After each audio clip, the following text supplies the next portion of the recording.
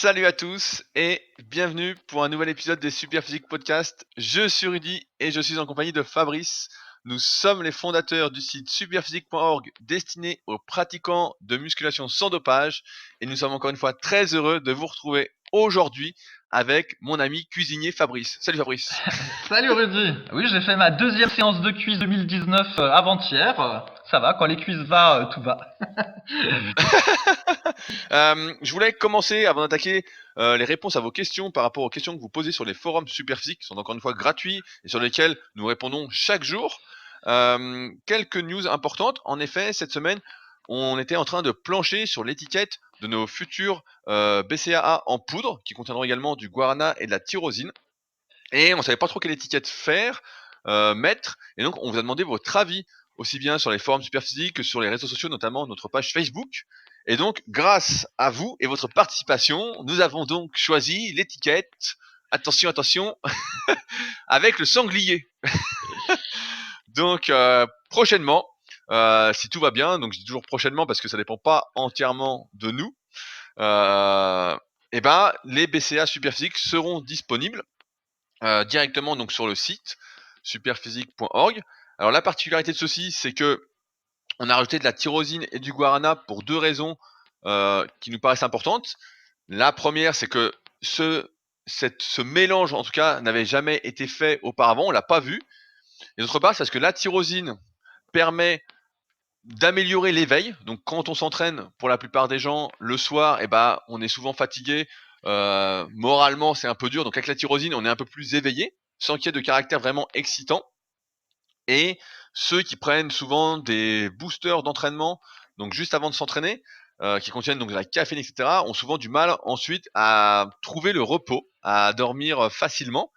Et à l'inverse, le guarana permet d'avoir une légère excitation, mais c'est un effet beaucoup plus diffus que la caféine et que d'autres excitants.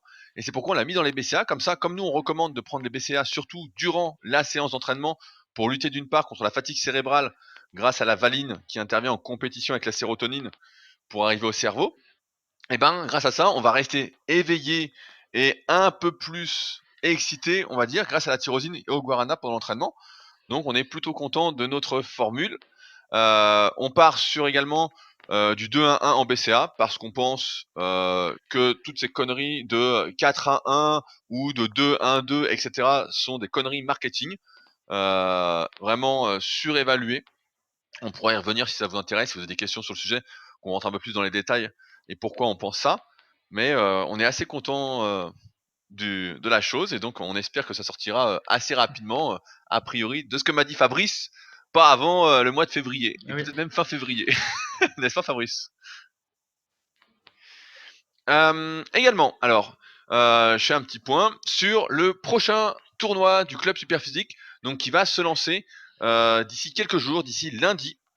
Le lundi, on sera donc le 14 janvier, un concours de squat avant et de rameur, donc auquel vous pouvez évidemment participer directement sur le site clubsuperphysique.org. Et vous pouvez également venir participer, comme à chaque fois, le dernier jour, le samedi 26 janvier, à Annecy, où on organise le concours en réel à partir de 15h. Étant donné qu'il y a deux épreuves, ça commence tôt, et après on finit par un repas tous ensemble où on va manger au même endroit que la dernière fois, donc c'est à volonté. Donc si vous voulez manger comme un gros, c'est possible. Si vous voulez pas manger comme un gros, c'est possible de manger sain aussi. Malheureusement, le cuisinier Fabrice ne sera pas là pour nous faire goûter ces nouvelles recettes, mais il y a toujours de quoi manger. Mais si ça vous intéresse de venir participer en direct, il ne faut pas hésiter à me contacter directement. Donc sur mon email, c'est rudy.koya@yahoo.fr et ce sera un plaisir de vous rencontrer. Et enfin, on a un forum pour le club Superphysique où il vient d'être posté 4 super articles par Stéphane qui m'aide à l'organisation et notamment à l'arbitrage de chaque concours. Il vient de mettre 4 articles où il a interviewé les différents participants du précédent concours qui était un concours de développé couché et de rowing planche. Donc je vous invite vraiment à aller voir, c'est directement en cliquant sur forum sur Club Superphysique. Et enfin, pour ceux qui ne le savent pas, on a une petite page Instagram Club Superphysique où je tiens au courant de l'actualité au jour le jour si jamais ça vous intéressait. Maintenant, je vais laisser la parole à Fabrice qui ne voulait pas que mon blabla soit trop long. En effet, on vous avait demandé des commentaires sur nos livres et le livre de Fabrice ainsi que le mien, ont de plus en plus de commentaires et nous animons, surtout Fabrice, un topic sur le forum afin de répondre aux questions des lecteurs qui ont lu le livre. Et dernièrement, Fabrice a eu une question d'un jeune qui débute et on a été assez surpris de ses questions et des problèmes qu'il rencontrait. Fabrice, est-ce que tu peux résumer? Oui, mais avant, il faut la recette du jour. Tu vois, tu m'as oublié. Ah bah voilà. Bon, alors, la recette du jour, d'abord. Donc, on sait qu'il faut manger des fruits et légumes, et souvent, les jeunes, ça les ennuie de manger des fruits et des légumes, ils pensent que c'est long à préparer, etc. Donc, je vous propose une petite recette de petit déjeuner, très simple, Avec des légumes très, au petit déjeuner. très simple, très rapide à faire, et par contre, qui va contenir du gluten, donc pardonnez-moi pour ça. Alors, les ingrédients, Rudy, il faut du pain, un peu d'huile d'olive, une gousse d'ail et une tomate. Alors, comment choisir le pain, Rudy? Tu vas chez ton boulanger et tu dis quel pain tu veux.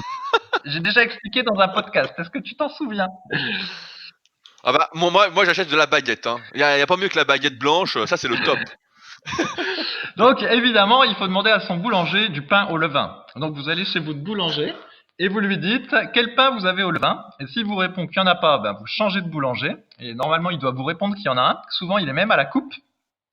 Et normalement, c'est un pain qui est beaucoup plus digeste que le pain normal. Et en général, il utilise pas de la farine blanche, il utilise soit une farine, soit un mélange de farine, ou soit une farine un peu plus complète. Et donc, du coup, vous avez un pain de meilleure qualité et en plus plus digeste. Parce qu'il y a beaucoup de gens qui se disent allergiques au gluten. Mais en fait, les vrais allergiques au gluten, il y en a que quelques pourcents dans la population. Et souvent, ceux qui ont une petite intolérance au gluten, c'est peut-être parce qu'ils mangent du pain de mauvaise qualité ou qu'ils ont une flore intestinale qui est assez pauvre à force de manger de la nourriture industrielle et toujours la même chose. Bref, donc premier ingrédient, le pain au levain. Deuxième ingrédient, il faut de l'huile d'olive. Parce qu'on sait que l'huile d'olive contient plein de bons oméga. Et alors Rudy, qui cherche de l'huile d'olive française dans les rayons, il a du mal à en trouver. Et pour cause, parce que la France n'est pas un grand pays producteur d'olives, comme l'Italie, l'Espagne ou la Grèce. Donc le principal est d'avoir une huile d'olive qui soit en première pression à froid. Donc si elle vient d'Italie, c'est pas grave, c'est normal, c'est considéré comme les meilleures huiles d'olive du monde. Donc tout va bien. Troisième ingrédient, une petite gousse d'ail. Donc là, rien à dire là-dessus. Quatrième ingrédient, une tomate, même 2 tomates, c'est encore mieux. Et là, c'est un peu plus difficile parce que la plupart des tomates sont dures comme du bois en supermarché, mais là, j'ai pas de solution en fait. Faut essayer d'en choisir des bonnes. Bah, si on écrase la tomate soi-même avant, elle est plus molle, non? C'est une stratégie, tu peux faire du coulis de tomate, mais c'est pas la recette, ça la complique. Ok, alors c'est parti. On va couper le pain en tranches. Ensuite, une fois qu'on a sa première tranche de pain, on la met dans le toaster pour que du coup elle durcisse un petit peu. Ensuite, on va couper la gousse d'ail en deux et on va frotter la gousse d'ail sur le pain qui a été toasté pour lui donner un petit goût ail. Ensuite, on va couper sa tomate en petites tranches. On va mettre 2 tranches de tomates sur le bout de pain toasté et aillé. Et après, on va rajouter un filet d'huile d'olive. Et alors, tout est dans le filet. Parce que du coup, il faut incliner la bouteille un petit peu, mais pas trop. Parce que sinon, il y a trop d'huile qui coule. Donc, tu vois, il faut que tu fasses un peu comme Zoro. Tu vois, Zoro, quand il fait son Z, tu fais pareil avec ton huile, Rudy. Bonne inclinaison. Ok, ça change. En fait, si tu réussis bien, tu as juste un tout petit filet qui se met, qui recouvre les 2 tranches de tomates, mais en même temps, tu n'as pas trop d'huile. Et après, éventuellement, en bonus, tu peux rajouter du poivre moulu, mais de bonne qualité. Parce que pour ceux qui ont lu le livre dont j'ai oublié le nom et dont j'avais parlé dans le dernier podcast, dans le poivre moulu, quand il est de mauvaise qualité, on peut trouver des crottes de souris ou tout ce qu'on veut. Comme tous les ingrédients... non, c'est vrai, hein, c'est ce qu'il indique dans son livre. Comme tous les ingrédients moulus, en fait, tout ce que vous achetez qui est moulu ou haché, si vous prenez le premier prix, il y a un risque que ce soit de la daube, parce que du coup, vous voyez pas ce qu'il y a dedans. Donc moi, je préfère même pas mettre de poivre, comme ça, pas de risque. Et donc, du coup, vous mangez votre petite tranche de pain qui contient donc de la tomate et un peu d'huile d'olive. Et en gros, vous répétez l'opération plusieurs fois de suite pour manger vos 2 tomates. Et au final, vous avez 2 tomates, un petit peu d'huile et puis du bon pain. Donc une première partie du petit déjeuner qui est fait. Ensuite, qu'est-ce qui manque, Rudy, à ce petit déjeuner? Bah, j'allais dire, il n'y a pas de protéines, comment on fait là? Eh ben voilà, donc du coup, évidemment, là, t'as usé que quelques tranches de pain de ton pain, donc il t'en reste plein. Donc ce qu'il faut, bah, tu fais 2 œufs à la coque. Comme ça, bah, tu trempouilles le reste de ton pain dans les œufs à la coque, et comme ça, t'as en plus bah, les protéines. Et après, bah, il manque éventuellement un fruit. Donc bah, tu rajoutes un fruit de saison, donc je sais pas, par exemple, une mandarine. Et puis basta, t'as ton petit déjeuner, ça t'a pris 5 minutes à faire, et puis t'as que des bons ingrédients bons à la santé. Alors maintenant, Putain, astuce. Astuce, ah, Rudy. Figure-toi que cette recette marche aussi en entrée, le midi ou le soir. mais toi, t'as un abonnement à la boulangerie. Avoue que tu vas pas dans une boulangerie. Tu vas tous les jours à la boulangerie? Ah, je vais un jour sur deux, oui, un jour sur deux. Tu vas tous les jours, c'est sûr. Attends, avec tout le pain que tu bouffes. Attends, c'est quoi cette histoire? Je suis sûr que t'as des parts, il y a un truc. Il y a une ruse. Non, non, non, non, non, non, il n'y a pas de ruse, mais effectivement, quand je vois qu'il y en a qui sont anti-gluten et puis qui ne mangent pas de pain, effectivement, je fais pas partie de ceux-là. Voilà, c'était la recette. Et normalement, donc, il vous reste encore du pain. Donc, je donnerai une nouvelle recette la semaine prochaine pour utiliser le reste du pain. Voilà. Oh putain, c'est quand même. Tu dis que c'est facile et tout, c'est quand même compliqué là. Hein, là, moi, je vais donner une recette. Allez, c'est la recette de Rudy. Vous allez voir, c'est très simple. Le matin, vous arrivez, vous faites chauffer de l'eau, vous mettez du riz, vous mettez vos œufs dedans direct. Si vous voulez, vous enlevez la coquille comme ça, vous les faites cuire et directement, votre petit déjeuner est prêt quoi. Ah, n'importe quoi, celui-là. Bon, alors, je reviens à la, Oh je reviens à putain. la question du début. Donc oui, on a régulièrement des demandes d'avis de programme d'entraînement sur le forum. Donc là, il y en avait une demande qui concernait mon livre, mais il y en a aussi par ailleurs des tas. Et voilà, même dans le livre de Rudy, il y a des programmes d'entraînement qui sont adaptés à tout niveau. Dans le mien aussi, il y a des programmes d'entraînement qui sont adaptés à tout niveau. Mais très souvent, ben, même les débutants, ils veulent absolument modifier les programmes. Et donc là, en l'occurrence, il y avait encore quelqu'un qui voulait modifier les programmes. Alors il m'écrit en message privé. Après, je lui dis, bah, poste sur le forum. Il me poste un message de 15 km de long sur le forum, etc.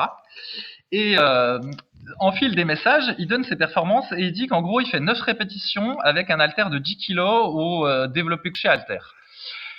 Et bon, je l'ai un peu chambré parce que c'est moins bien que ce que fait ma femme.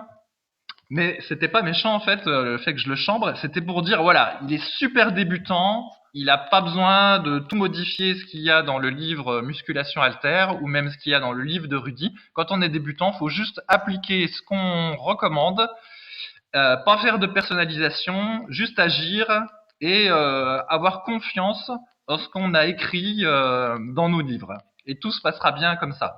Faut pas se poser trop de questions quand on est débutant parce que sinon on passe à côté de l'essentiel.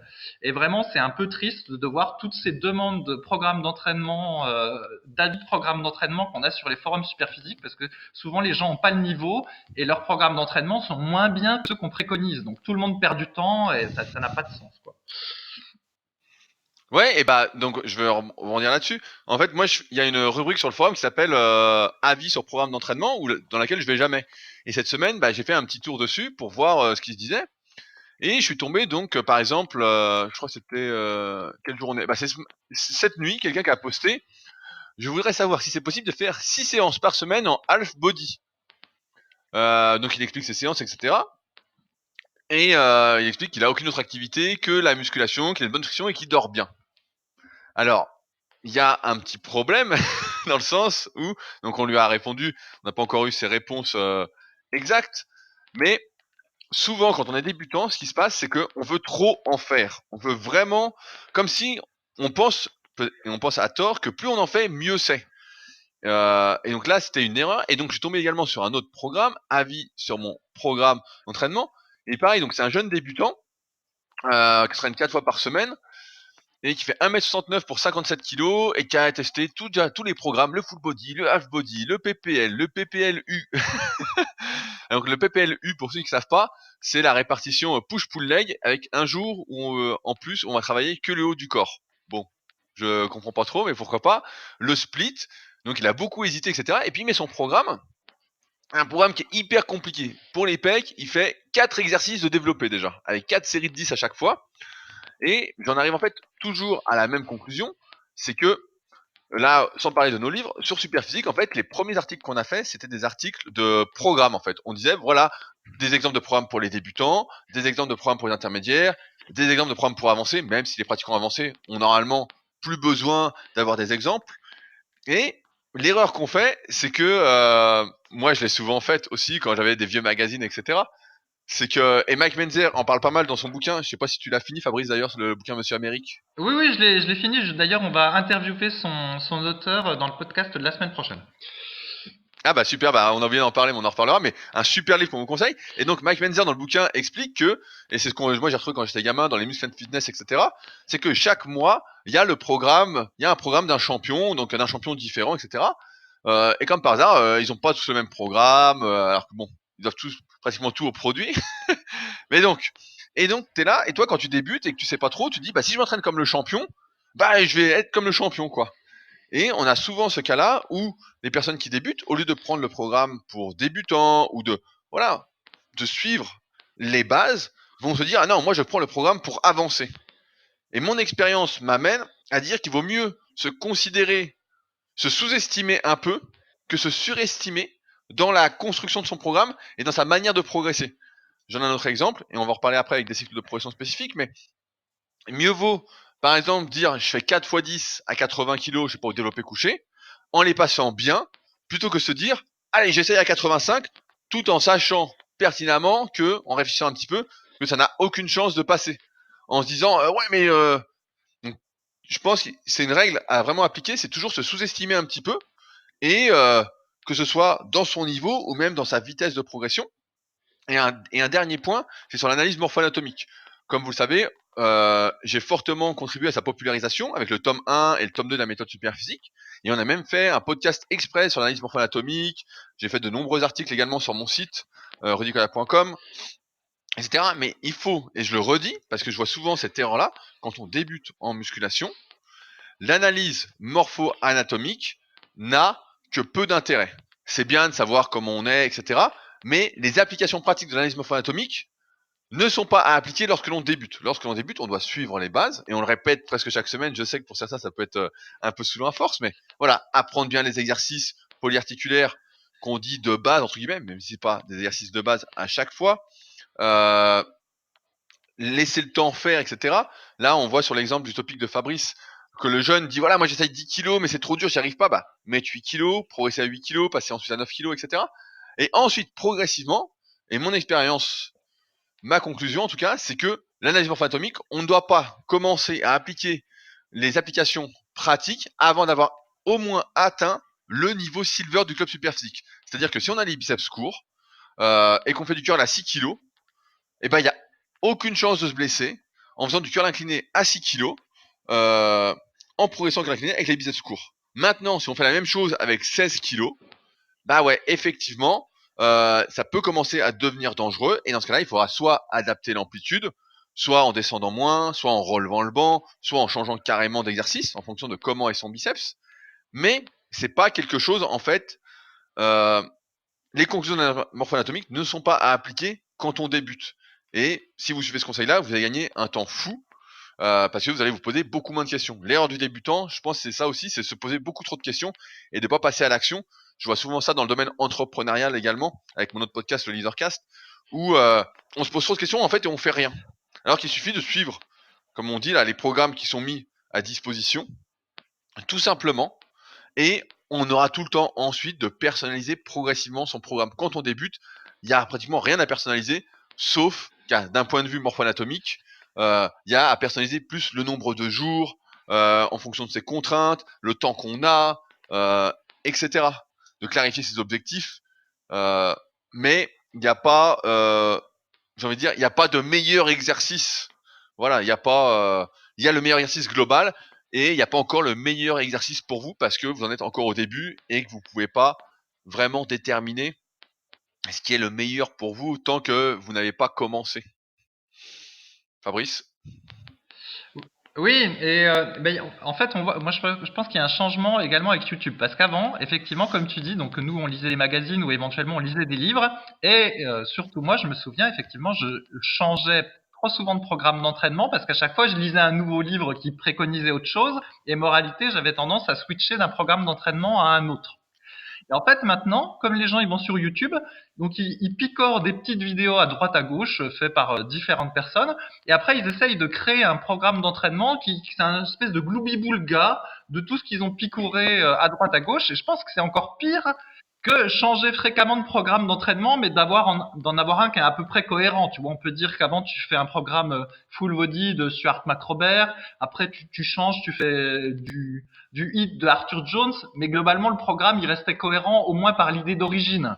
Mais maintenant, avec YouTube, tout le monde veut son propre programme qui mélange un peu toutes les vidéos YouTube et on aboutit à des aberrations encore pires que les erreurs qu'on pouvait faire quand on avait commencé il y a une quinzaine d'années.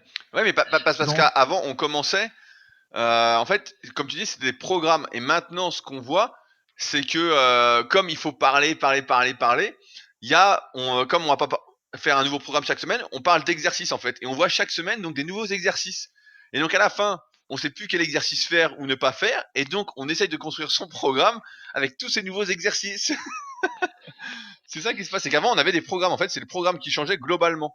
Mais avec des bases certaines, comme tu dis. Et maintenant, c'est plus, on voit tout le temps des exercices et des trucs à dormir debout. Hein. Mais toi, je sais que tu apprécies particulièrement le Zotman Curl, Fabrice. Euh, mais on voit que des trucs comme ça. Et donc, moi, ça me rappelle une époque. Moi, j'ai connu, je sais pas si tu regardais toi à l'époque, De Franco, oui, oui. le préparateur physique américain, qui est toujours présent, qui a un podcast également, qui est toujours présent sur les réseaux sociaux, qui fait toujours des articles, etc. Et lui, donc, était spécialisé dans la préparation physique des joueurs de foot américains, des basketteurs, etc. Et je crois que la tendance, elle a commencé un peu avec lui, parce qu'il a commencé à montrer des exercices un peu différents, etc. Et et donc moi, qui entraînais un peu au foot américain à l'époque, et mes potes regardaient, ils disaient ouais, mais on sait pas quel exercice faire, quoi.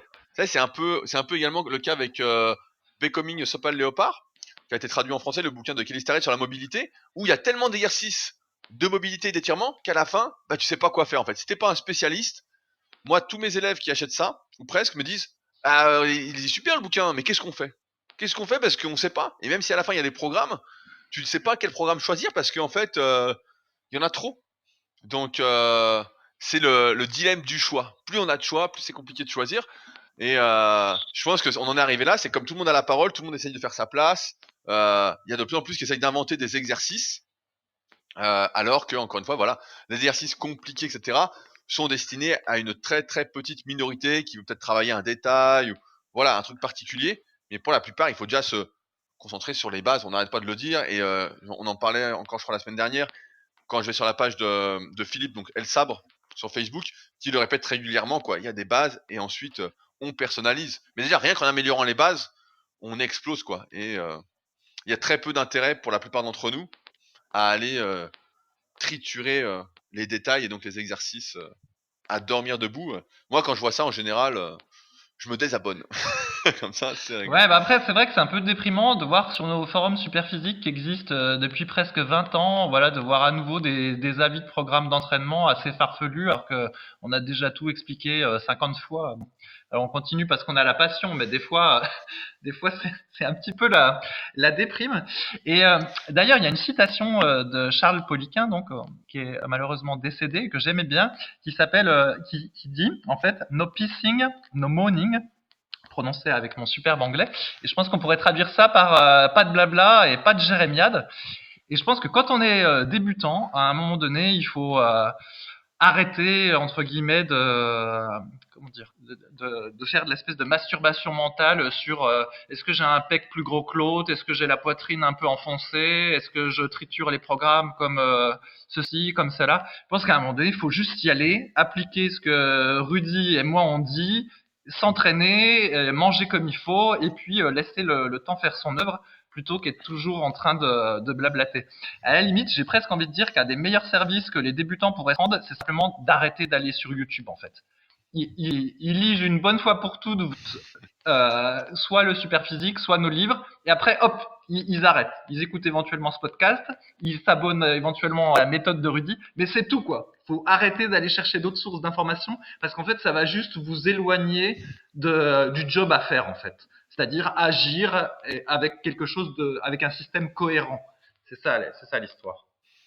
Non, mais c'est un bon conseil. C'est vrai qu'on se disperse trop et que moi, pareil, il m'a fallu un certain recul après avoir appliqué plein de méthodes à dormir debout pour justement avoir les connaissances nécessaires pour prendre du recul par rapport à ce que je lis. Moi, je lis beaucoup de choses, beaucoup d'ouvrages, de livres, etc.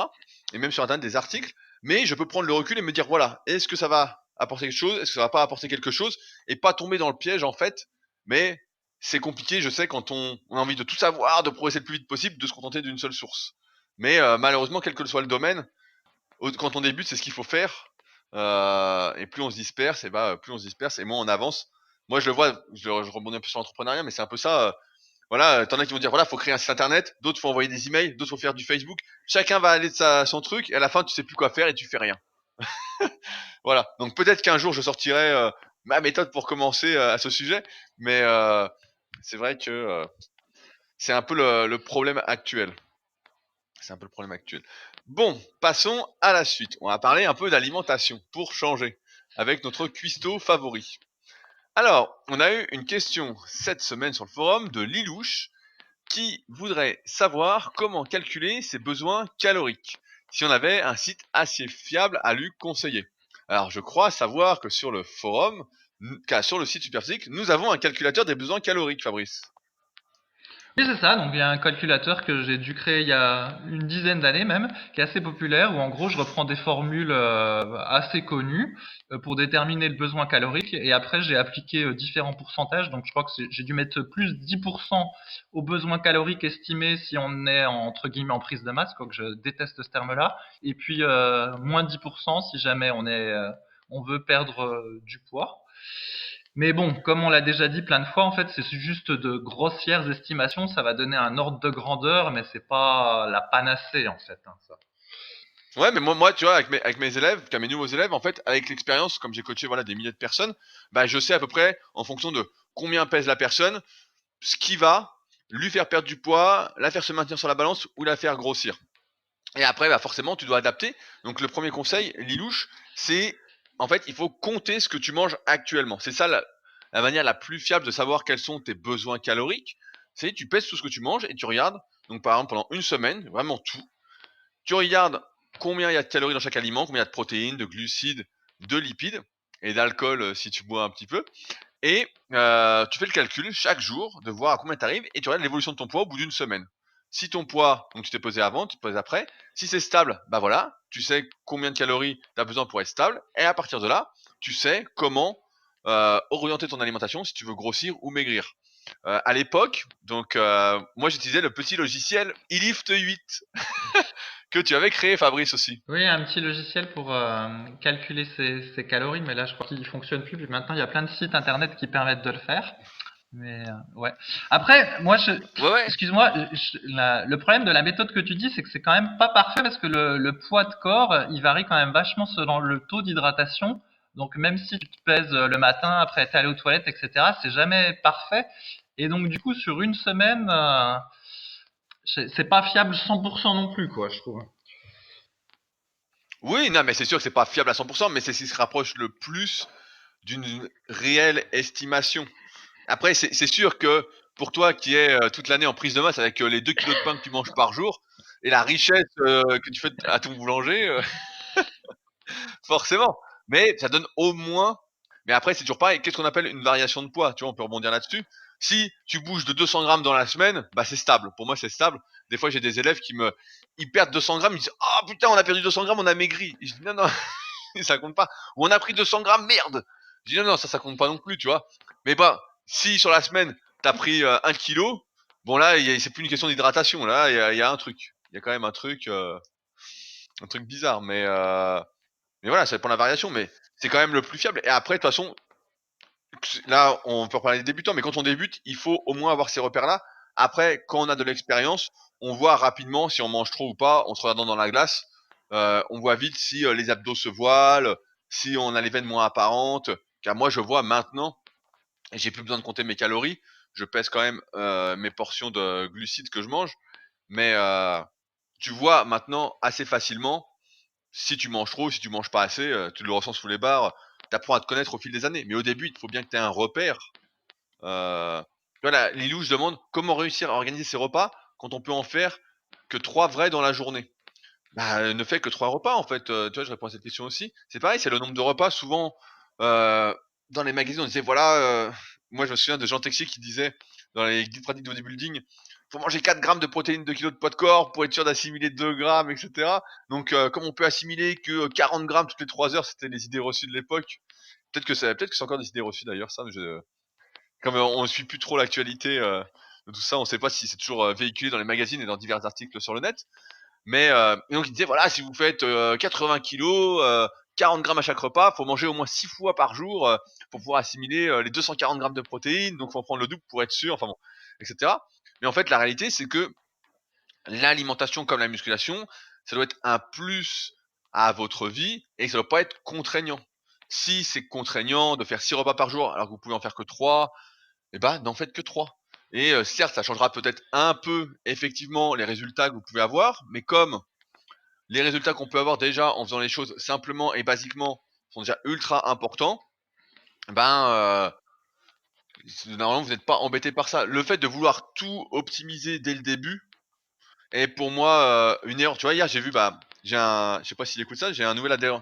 J'ai quelques nouveaux adhérents au Super Physique Gym et donc il y en a qui reprennent la muscu et donc hier il y avait Nico et il faisait du soulevé de terre. Donc sacrilège, mais il fait léger donc c'est pas très grave et il mettait 50 kilos et puis il faisait en prise inversée. Et je dis bah non, mais je dis pourquoi je fais en prise inversée? Je dis reste en pronation. Je dis au pire, si un jour tu veux faire du soulevé de terre vraiment lourd et que tu forces vraiment, tu prendras ta prise inversée si tu veux. Je dirais plutôt de mettre des sangles, mais pourquoi pas? Et donc je dis mais en fait toujours, moi j'ai toujours ce truc en tête de garder une marge de manœuvre pour progresser, relancer un peu la progression, redonner de la marge quand ça va devenir dur.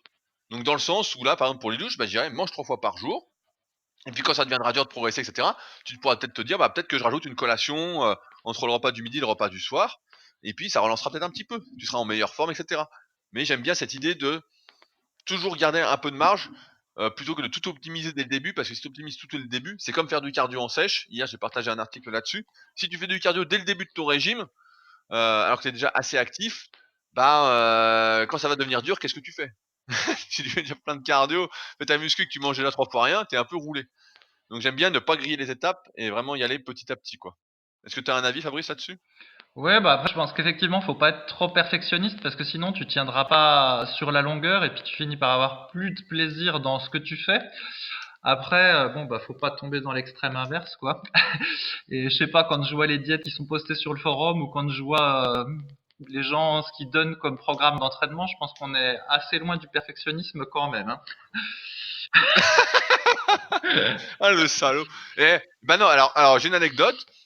Comme je partage chaque jour un de mes articles, que ce soit sur Facebook ou en Instagram Story, donc de longs articles que j'ai passé du temps à écrire, comme j'expliquais dans mon podcast sur mon bilan, je peux dire qu'actuellement, la diète cétogène n'est pas à la mode. Mais que l'intermittent fasting est la diète à la mode du moment. Parce que je vois plus de clics sur cet article-là. Je vois que ça vous intéresse bien plus. En tout cas, peut-être pas vous qui écoutez le podcast, mais que c'est la diète en ce moment qui revient un peu à la mode. Donc, qui est de manger un gros repas et d'avoir une longue période de jeûne et de manger après le reste en un ou deux petits repas. Mais effectivement, on est loin du perfectionnisme. Mais tu vois, les diètes, pareil, on parlait des exercices, des programmes bizarres, etc.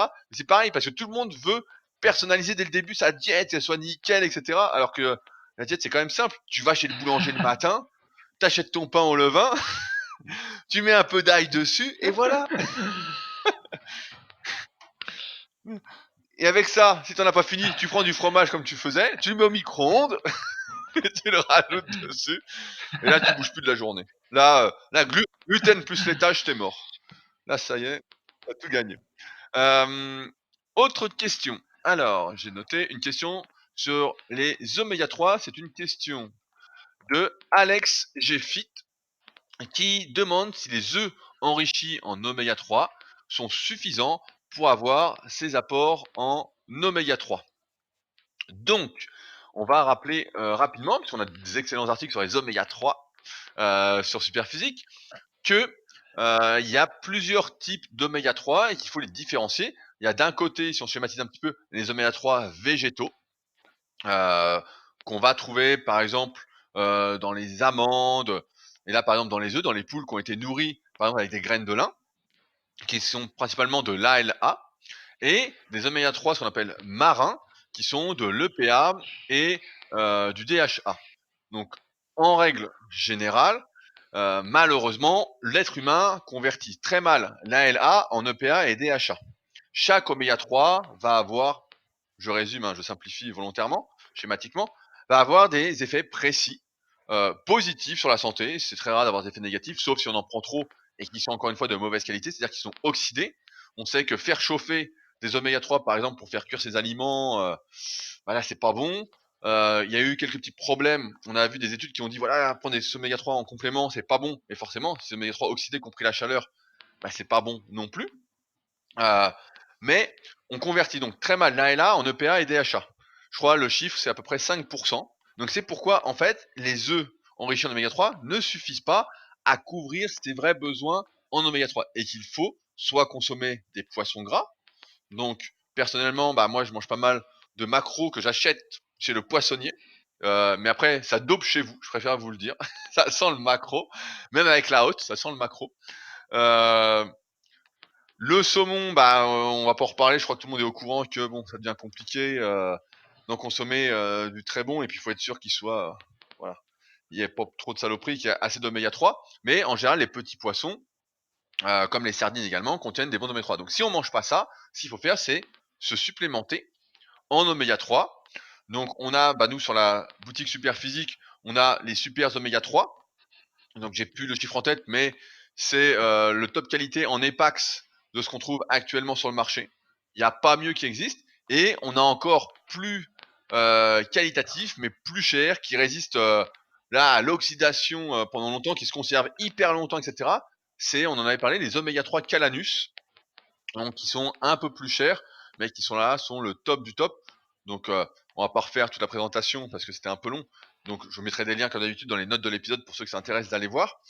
Mais si on consomme pas de poissons gras, il faut effectivement donc se supplémenter en bons oméga 3, donc pas acheter le premier prix, c'est pareil. Ça se trouve, vous allez retrouver des crottes de souris aussi, comme disait Fabrice tout à l'heure, pour avoir sa dose d'oméga 3. On dit en général, c'est longtemps que j'ai pas regardé, mais c'était à peu près, il fallait 1 gramme d'EPA par jour, à peu près la moitié de DHA, donc 1 gramme et 500 mg.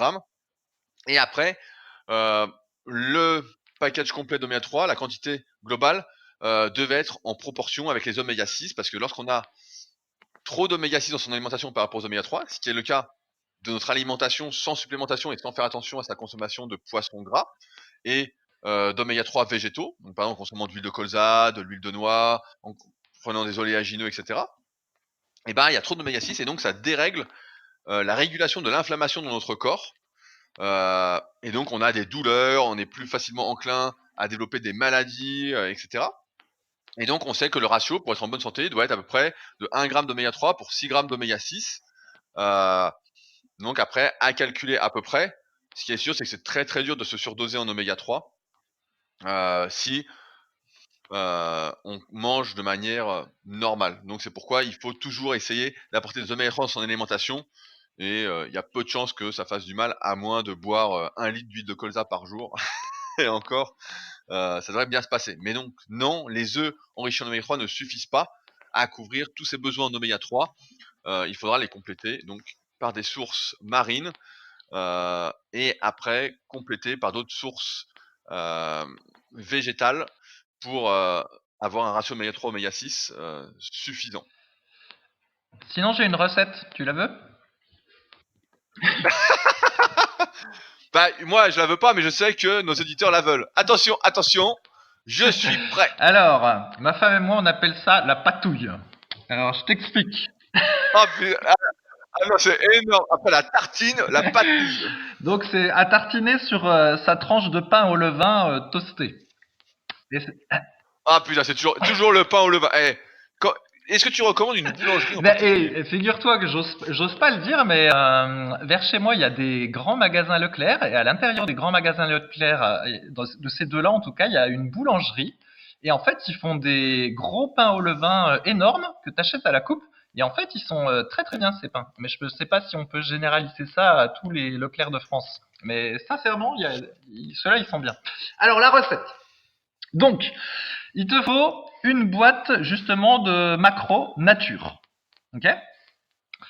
Une boîte comment ça s'appelle, de foie de morue, en boîte aussi. Éventuellement fumé. Alors si tu prends du fumé, il faut faire gaffe parce que tu peux en avoir qui sont goût fumé. En fait, c'est pas du vrai fumé, c'est un goût qui a été rajouté.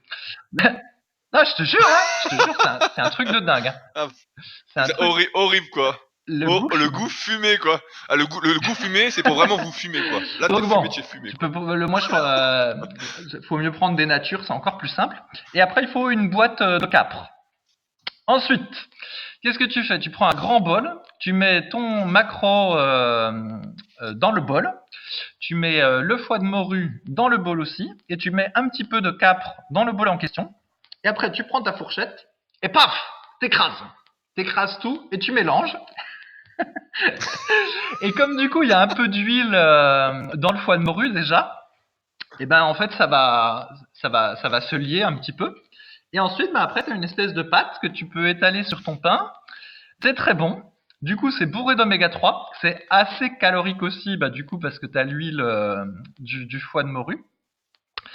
Et puis voilà, le seul truc, donc ça, moi, j'en mange pas souvent parce que du coup, c'est pas végétarien compliant, hein, parce que c'est du poisson. Mais sinon, c'est pas mal. Hein. Et après, bah, il te reste encore le reste de l'huile de foie de morue que tu as dans la boîte. Donc ça, tu peux t'en servir pour booster ta prise de masse en mettant sur ton riz. Mais c'est une bombe calorique par contre. Mais voilà. Non, mais moi j'ai entendu un mec tout à l'heure qui m'a dit je déteste le mot prise de masse. Ouais. Et depuis tout à l'heure, c'est deux recettes pour bouffer comme un gros. Moi j'ai une question, Fabrice. Combien de temps tu passes par jour à cuisiner? Parce que là, commence à faire long tout ça. Mais non, justement, j'aime pas cuisiner, mais les que j'ai donné là, c'est très rapide à faire. C'est pour ça que je fais ça. Donc on appelle ça la patouille de Fabrice. Voilà, c'est ça. Donc, je propose à tous ceux qui testeront la patouille de Fabrice. Bon, ça a l'air un peu spécial quand même. Hein. Bon, de le mettre sur Instagram et de me taguer. N'hésitez pas à mettre mon nom et à mettre hashtag la patouille de Fabrice. La meilleure photo gagnera la réponse à sa question. Allez, on fait ça comme ça, mais s'il y a quelqu'un qui le fait, franchement, chapeau les gars. Franchement, la patouille de Fabrice. Limite, j'hésite à aller en acheter. Je sors des courses. Aller en acheter pour faire la patouille, quoi. Et de voir le truc horrible, quoi. Le truc, il doit être un nœud gueule. Oh putain. Non, non, mais je plaisante pas. C'est très très bon et en plus, voilà, c'est riche en oméga 3 et en bonne huile. Donc il y a tout pour être heureux. Le seul truc, c'est que bah voilà le poisson qui est pêché dans les boîtes, par exemple le maquereau qui est dans les boîtes de maquereau, bah t'es pas tout à fait sûr de la manière dont il est pêché. Alors après, il y a divers labels qui soi-disant te garantissent que c'est une pêche durable, etc. Mais bon, c'est pas très clair. Donc la plupart des végétariens refuseront de manger ça et donc devront se supplémenter en oméga 3 ou espérer qu'ils en ont assez en provenance de trucs végétaux. Mais comme tu l'as expliqué, c'est pas évident du tout. Ouais, bah non, mais tu vois, pour remonter sur le macro, moi j'ai arrêté toutes les boîtes de poissons parce que bon, j'ai un super poissonnier à côté. Et le macro en boîte, j'en avais un peu marre. Et donc c'est l'instant cuisine, hein, vous avez bien compris. Et donc, en achetant chez le poissonnier, le macro frais, c'est super bon. Hein. Franchement, ça n'a rien à voir avec le macro en boîte. Hein. C'est vraiment délicieux et c'est pas très cher comme poisson, qui a pas très cher. Je vous donne le prix de mémoire, c'est autour de 14-15 euros le kilo. Donc, on est à moitié moins que le saumon en moyenne. Et on est moins cher que le macro en boîte. Hein. Parce que le macro en boîte, il nous compte l'eau dans le prix. Donc, les sagouins, on arrive à 20 euros le kilo. Et c'est vraiment super bon, quoi. Là, c'est vraiment un délice. Et là, il n'y a pas besoin de faire de patouille, juste besoin de le faire cuire. Et c'est nickel. Mais il est possible que le Euh, maquereau que tu achètes chez ton poissonnier soit pêché au chalut, Rudy. Et dans ce cas-là, tu es une honte pour l'humanité parce que tu détruis la faune et la flore marine. Mais bon, je te laisse avec ta conscience. Ah putain, mais nous sommes condamnés. Et d'ailleurs, je vous recommande, si vous n'avez pas écouté le Leadercast et que vous avez Netflix, de regarder le documentaire Le Même Américain. On en reparlera, mais c'est une catastrophe. Là, c'est une catastrophe, et donc, mais avec ma conscience, bah je sais pas, il y a marqué que c'est pêché dans les ports français. Ouais, dans les ports français. Ouais. Ouais, bah, on a bien compris. On espère. Et tout à l'heure, d'ailleurs, j'étais encore confronté à l'huile d'olive. parce qu'il y avait qu'une seule huile d'olive qui Mais venait oui, de je t'ai France, déjà dans expliqué, mon Rudy. rayon Je te l'ai shop. expliqué en début du podcast. C'est normal, la France produit quasiment pas d'olives. C'est normal. Non, non, mais oui, oui, mais il y a pas dans mon supermarché là où je vais pour faire mes courses rapidement, vu que je n'aime pas faire les courses. Les autres huiles d'olive il y a marqué origine européenne et non européenne en fait. Il n'y a pas Italie ou Espagne en fait. Il y a que des trucs un peu bâtards, donc ça me plaît pas. Donc je suis obligé de prendre la seule qui est française. Et dans ce cas-là, bah, je me dis voilà, c'est déjà mieux que rien. Mieux que rien. Bon, dernière question de ce podcast. Il y a un vieux topic qui a été remonté sur le forum concernant un cycle de progression que moi j'apprécie particulièrement, le 10x5, 10x4 et 10x3, que j'ai utilisé à mes débuts en musculation suite à des conseils d'un pratiquant de développé couché en compétition. Je voulais en parler parce que cette semaine, en fait, je suis tombé sur une sorte d'étude, en tout cas l'interprétation de l'étude qui comparait le 5x10, 5 séries de 10 répétitions, et le 10x10, et qui montrait que sur 6 semaines, utilisé à la même fréquence d'entraînement, donc c'est un peu con quand même hein, de faire 2 fois plus de volume. En général, si on fait plus de volume, c'est que la fréquence d'entraînement est moindre. Et donc, qui montrait que, effectivement, 10x10, 2 fois par semaine, c'était trop. On progressait moins bien qu'avec 5x10, 2 fois par semaine. Et donc, ça m'a rappelé que Fabrice, à l'époque, ne jurait que par le 5x10 pour les cuisses. Et ça lui gonflait les cuisses à fond. Et ça m'a rappelé que le 10x5 peut s'apparenter justement à 5x10. Je crois qu'on en avait parlé il y a quelques podcasts. Mais en gros, c'est un cycle qui préfère miser sur l'accroissement de la tension mécanique, donc mettre plus de poids, et multiplier le nombre de séries pour avoir suffisamment de temps sous tension, de stress métabolique, plutôt que d'utiliser les techniques habituelles, donc le 5x10, qu'on va utiliser par exemple avec, si je dis pas de conneries, je calcule 5x10, on fait quoi? On fait 15 reps avec 70% de son max, alors que là, le 10x5, on le fait en général avec 80% de son max. Donc c'est deux stratégies d'entraînement qui peuvent fonctionner, mais pas sur tous les exercices. Et c'était ça la question. C'est pour ça que le topic a été remonté sur le forum. Quelqu'un a demandé on, sur quel exercice on pouvait utiliser ce 10 séries de 5. Alors, mon expérience à ce sujet, c'est que c'est très efficace pour l'exercice de développer, de faire 10 séries de 5. Après, ça dépend des charges qu'on utilise. Je me souviens, à l'époque, il y avait Pousseur de Fonte sur le forum qui avait essayé de l'utiliser, mais qui faisait 200 au coucher, et pour lui, ça faisait 10 x 5 à 160. Il sentait qu'aux articulations, ça ne faisait pas du bien, ça faisait trop de volume. Et ça, on en a déjà parlé. Plus on est fort et plus il est compliqué de faire un gros volume d'entraînement, surtout en forçant. Il faut plutôt faire, si on veut faire de la haute fréquence, plein de séries faciles sans trop forcer. Mais voilà, sur l'exercice de développer, ça marche bien. Donc, soit développé couché, développé incliné, même dips, ça marche bien. Sur les exercices de tirage, j'ai des bons retours aussi, à ceux à qui j'ai fait tester, et même personnellement, ça avait bien marché, que ce soit le rowing planche, les tractions, etc. Sur le squat, ça marchait moins bien parce qu'en général, quand on fait un 10x5, comparativement à un 5x10, on prend moins de temps de récupération justement pour compenser le moindre temps sous tension durant la série, euh, en compensant donc par plus de séries et moins de temps de récupération. Donc on prend que 1 minute 30 au lieu de 3 minutes en moyenne. C'est compliqué de passer toutes les 1 minute 30 au squat. Et même à la presse à cuisse, en général, les cuisses réagissent mieux de notre expérience à des séries un peu plus longues. Donc des séries de 5 au squat, c'est un peu moyen. Sur l'exercice d'isolation, alors là, c'est quelque chose qu'on recommande pas du tout. Là, c'est vraiment pour ça que des fois, je suis un peu désemparé quand je vois des cycles de force qui mettent des élévations latérales en série de 6, des programmes de cycles de force. Donc, ouais, avec élévation latérale en série de 6, je sais pas, qu'est-ce qu'on peut dire d'autres conneries comme ça. Et donc, je me dis, bah non, il y a des exercices qui sont faits pour être faits en série plus longue. Parce qu'ils sont plus dangereux, plus traumatisants pour la situation, et d'autres exercices sont plus faits pour être faits, qui peuvent être faits en tout cas plus lourds. Concernant la fréquence d'entraînement de ce cycle de progression, donc 10x5, 10x4, 10x3, qui reprend le même principe que le cycle que vous avez sur le site Superphysique, le cycle de Marc Casabianca, qui est un 5x5, 5x4, 5x3, qui peut convenir également, mais que je ne ferai pas faire en premier cycle. Moi, j'aime bien toujours poser des grosses bases auparavant, vraiment faire un socle comme une pyramide, en fait, vraiment très solide pour ensuite monter.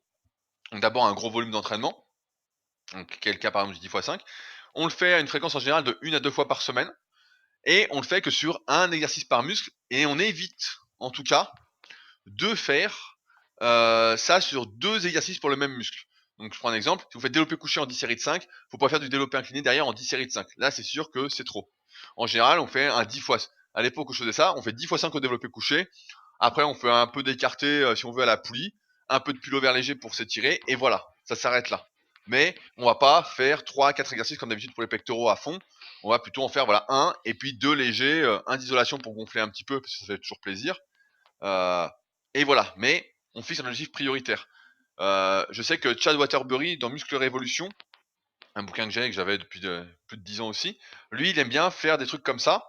Euh, pas en super antagoniste mais en antagoniste, c'est-à-dire dans la séance il va faire développé couché et rowing planche par exemple en 10 x 5 et après il va faire un exercice d'isolation pour chaque et voilà. Et ça c'est un cycle moi que j'aime particulièrement et qui est encore qui est pas adapté à tous mais qui est adapté surtout si vous êtes assez nerveux de base, si vous avez des longs bras. Ça j'ai remarqué que si on a des longs bras, forcément quand on fait le mouvement on doit développer plus d'énergie, on congestionne plus rapidement et dans ce cas-là les séries courtes, du moins cette façon de travailler est intéressante et permet de progresser et de prendre du muscle tout autant que le 5x10 qui peut vous être moins adapté si vous êtes dans ce cas-là. À ce sujet, ça me fait penser, j'y pensais plus, qu'actuellement, je le dis chaque semaine, mais on met toutes les vidéos sur les cycles de progression sur la formation super physique. Donc c'est méthodesp.rudigoya.com. Donc on a fait 9 vidéos avec Arnaud à ce sujet, sur tous les cycles de progression, donc tous ceux que j'ai utilisés ou presque, comment les personnaliser. On a déterminé des caractères, des catégories de caractères, donc ça me fait marrer, mais on en avait parlé un peu en podcast, mais ça y est, j'ai tout vulgarisé dans ma tête et j'ai pu livrer quelque chose. Et donc là, je crois qu'on en est à la 4e ou 5e vidéo de sortie, donc il y en aura 9, et ce ne sera disponible que dans la formation super physique, pour ceux qui s'intéressent de vraiment tout comprendre des cycles de progression, sachant qu'en plus il y a un forum pour poser vos questions et qu'on n'y sera pas à faire une ou plusieurs FAQ pour vraiment que vous intégriez tous les paramètres et tout le fonctionnement, la logique.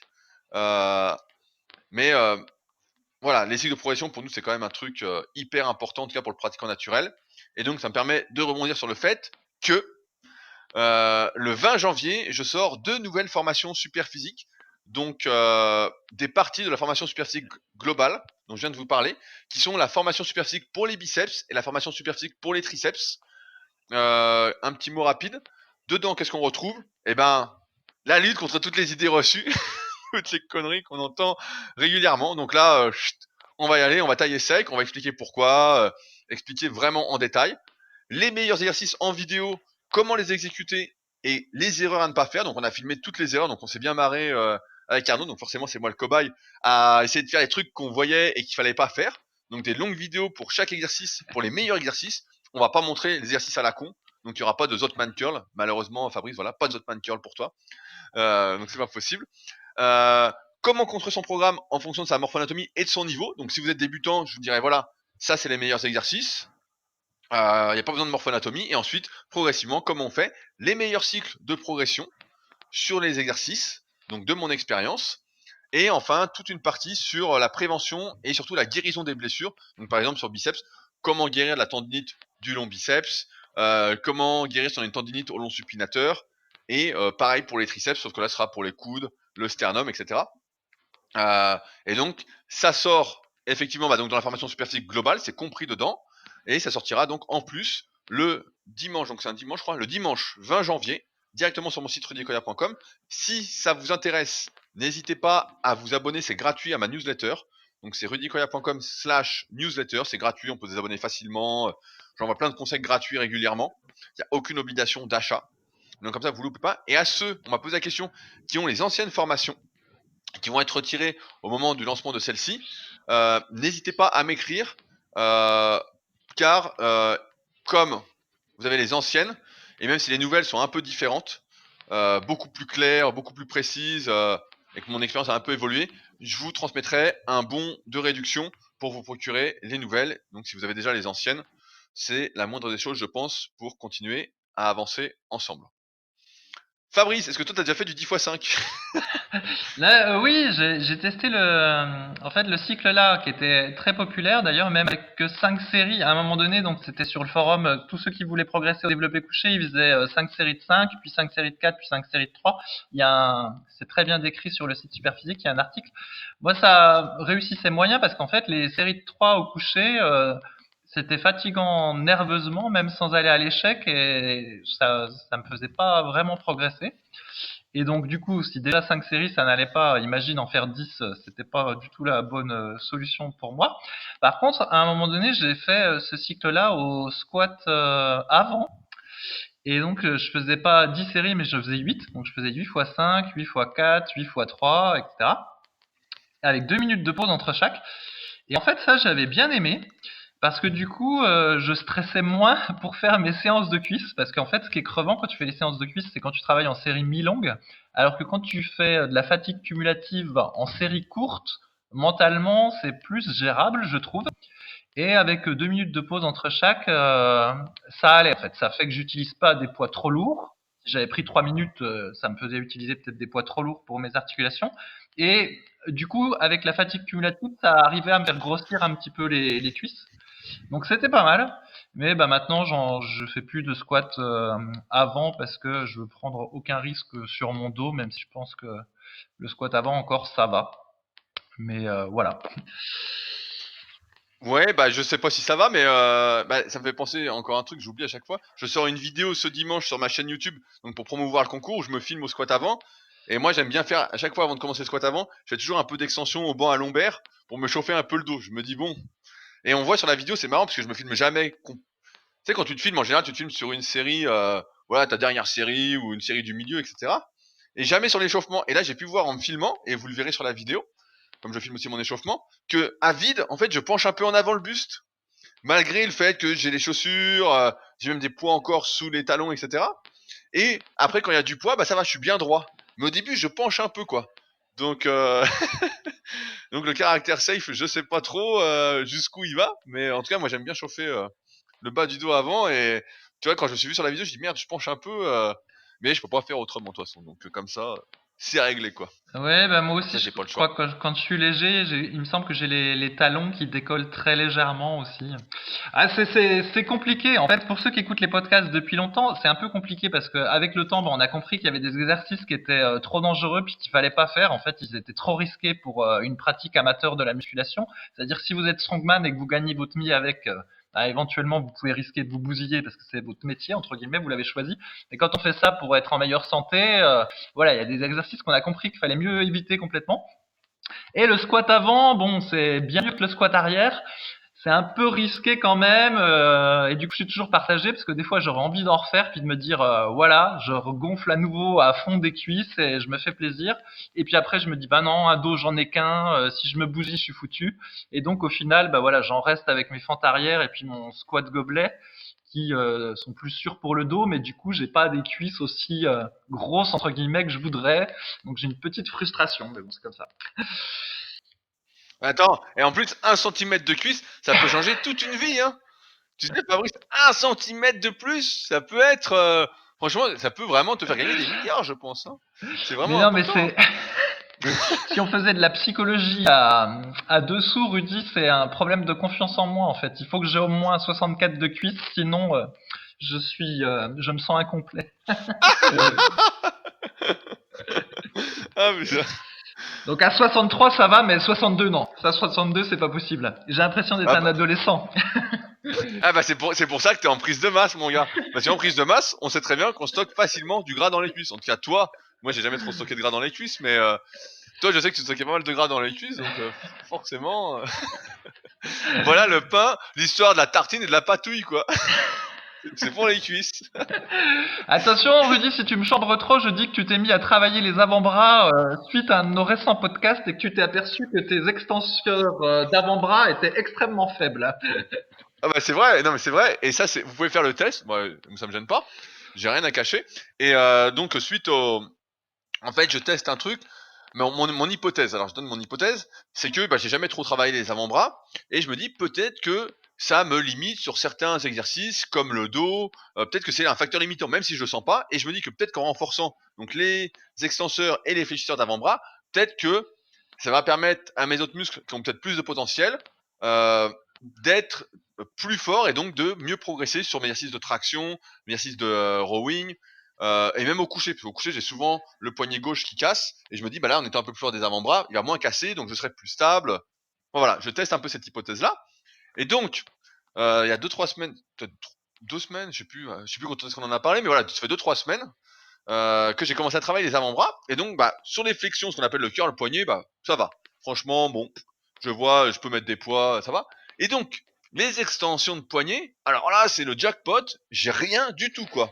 Mais vraiment, hein, j'étais là, je disais, putain, mais j'ai que dalle. Et j'en parlais avec Yann, il y a 2-3 jours, parce que lui aussi, donc j'ai au téléphone, il travaille aussi les avant-bras depuis un petit moment. Et je lui disais, putain, je fais les extenseurs, j'ai que dalle, quoi. Et il me disait, mais lui aussi, quoi. Et donc, il travaille depuis peut-être 6 mois. Et je dis, ouais, je dis, putain, on a vraiment rien de rien. Et là, j'en ai fait quand on est quel jour, là On est mercredi, on fait ce podcast-là, j'en ai fait lundi. Putain, et j'étais en train de forcer, il y avait rien sur la barre, quoi. C'était un truc. Je me suis dit, c'est fou, quoi, d'être aussi Non, nul. ben, Et en fait, bah, tant mieux, en fait, tant mieux d'être aussi nul, parce que ça veut dire qu'on peut que progresser, hein. Là, c'est sûr que ça motive de dire, ah, putain, je vais faire des avant-bras à fond parce que je veux que prendre de la force, hein. mais oui, mais bon, c'est ce que j'avais déjà expliqué dans le podcast, donc je vais pas recommencer. Mais en fait, le test que tu fais, je l'avais déjà fait depuis il y a longtemps. Mais en fait, la logique, elle est très simple, c'est que quand tu fais des exercices de tirage et donc que tes avant-bras travaillent de manière isométrique, en réalité, je pense que ça travaille pas tant que ça. Et par contre, quand tu fais des exercices pour les biceps, il y a le fléchisseur de l'avant-bras qui travaille de manière isométrique, mais probablement de manière plus intense que juste au tirage pour le dos. Mais par contre, l'extenseur de l'avant-bras, je pense qu'il travaille quasiment que quand tu fais du curl inversé. Et en fait, c'est un exercice qu'on fait pas trop. Euh, et du coup, eh ben, je pense qu'il est structurellement faible chez les pratiquants de musculation. À mon avis, c'est exactement la même chose qu'avec le rotateur interne avec la rotation interne et la rotation externe au niveau des épaules. La muscu, ça renforce l'interne et ça renforce pas l'externe. Et donc, du coup, il faut faire des L-fly pour compenser autant que faire se peut. Et je pense que pour les avant-bras, c'est exactement pareil. Avec la muscu, on renforce les fléchisseurs, mais on renforce pas les extenseurs. Et donc, du coup, en plus, je pense que à terme, il y a peut-être un risque de légère blessure au poignet si c'est complètement déséquilibré. Ma foi, à suivre. Ouais, mais en tout cas, ce qui est assez intéressant, c'est qu'en 2 semaines, depuis que je fais les avant-bras, je peux plus mettre de t-shirt manches longues, quoi. Mes avant-bras rentrent plus. Donc je suis obligé d'être en t-shirt toute l'année, quoi, maintenant. C'est vrai. Déjà, j'étais en short toute l'année à cause des mollets, parce que les pantalons, ça n'allait pas, ça rentrait pas. Et là, maintenant, t-shirt toute l'année. Donc, c'est quand même une dure vie, hein, tu sais, de progresser tellement rapidement que bon. Faut toujours qu'ils disent des bêtises. Et donc je finis, mais je crois que je l'avais déjà dit aussi dans le podcast, c'est-à-dire qu'il y a quelques décennies, et je me demande même si Jean Texier il incluait pas lui déjà un entraînement spécifique pour les avant-bras, et c'est tombé en désuétude, et ça n'a pas de raison en fait. On devrait les entraîner comme les abdos, comme les mollets, sauf que ben voilà, ça rallonge la durée de la séance, c'est l'inconvénient. Ouais, mais le problème, c'est parce que il y a tellement de trucs à travailler qu'à un moment, on n'a pas le temps de tout faire, et donc il faut faire des choix, c'est des priorisations. J'en parlais dans mon article, combien de séances faut-il faire par semaine? À un moment, tu dois choisir si tu dois tout travailler vraiment, faire ta mobilité, faire tes trucs. En fait, tu passes 4-5 heures par jour, t'es professionnel, euh, et bah moi, j'ai pas 4-5 heures par jour, tu n'as pas 4-5 heures par jour. La plupart des gens ont 3 fois 1 heure ou 3 fois 1h30 par semaine. Donc c'est des choix et donc tu peux pas trop tout travailler. Et c'est pour ça que tu dois vraiment, au bout d'un moment, voilà, faire des choix, optimiser ton programme, le personnaliser en fonction de tes points forts et tes points faibles parce que tu peux pas tout faire en fait. Après, c'est un travail à temps plein de prendre soin de soi. Donc c'est ça aussi le truc, c'est que tu fais les avant-bras, bah ouais, les avant-bras, ça m'ajoute 20 minutes dans l'entraînement. Là, je travaille un peu le coup. J'ai un article que j'ai écrit que j'ai pas encore sorti. Travailler le coup, bah pareil, ça me prend 20 minutes aussi. Donc à la fin, ça s'arrête plus. Tu fais les mollets, bah c'est encore 20 minutes. Tu fais les abdos, c'est 20 minutes, donc tu les fais plusieurs fois dans la semaine. Enfin bon, à la fin, ça s'arrête pas quoi en fait. Donc c'est pour ça, faut se concentrer sur ce qui donne vraiment des résultats. Et après, nous, comme ça fait déjà presque 20 ans qu'on s'entraîne, voilà, on s'amuse avec des trucs, mais enfin, on teste, on fait des tests et qu'on essaye de vous livrer des retours dessus. Mais c'est vrai que Les avant-bras, bah ouais, là tu vois, j'ai un t-shirt manche longue, je sens que je suis serré dedans, quoi. Non mais, blague à part, Ah, les il est conneries. possible que ça te fasse gagner un petit peu de volume, tu vois, au moins quelques millimètres, parce que c'était quelque chose que tu n'avais jamais travaillé. Oh putain, tu viens de démotiver tout le monde pour travailler les avant-bras, quoi. Mais quelques millimètres. Tu crois que je me fais chier 20 minutes par semaine pour quelques millimètres? Attends, autant rien faire, quelques millimètres. Ça, ça se verra même pas en photo. Ah putain. Mais au moins, ça fera un peu plus de veine sur les avant-bras. Si je me rase les avant-bras, sinon, bah, on verra rien. Heureusement que c'est pour me sentir plus complet, quoi. Non mais pour être constructif, sinon la solution c'est de faire 3 petites séries avec 1 minute de pause à la fin de la séance. Je pense qu'à partir du niveau intermédiaire, ça peut se caser et puis voilà. Voilà. Bon, bah, on aura fait le tour pour ce podcast. On espère que vous avez passé un agréable moment, comme d'habitude, en notre compagnie. Comme l'a dit Fabrice, on devrait avoir prochainement donc l'auteur Nicolas Chemla du livre Monsieur Amérique. On a plein de questions à lui poser parce qu'on a adoré le livre. C'était vraiment super, donc on recommande vraiment de le lire pour tous ceux qui sont passionnés de muscu et qui veulent l'histoire d'un pionnier, hein, de la logique de l'entraînement, même si il va un peu partir en couille à la fin. Et donc, bah, comme d'habitude, si ce podcast vous a plu, n'hésitez pas à en parler autour de vous. C'est hyper important. Plus on est de fous, plus on sera fou et plus il y aura de recettes de Fabrice. Et nous, on sera contents. Sur ce donc, on se retrouve la semaine prochaine pour un nouvel épisode. Salut! Salut!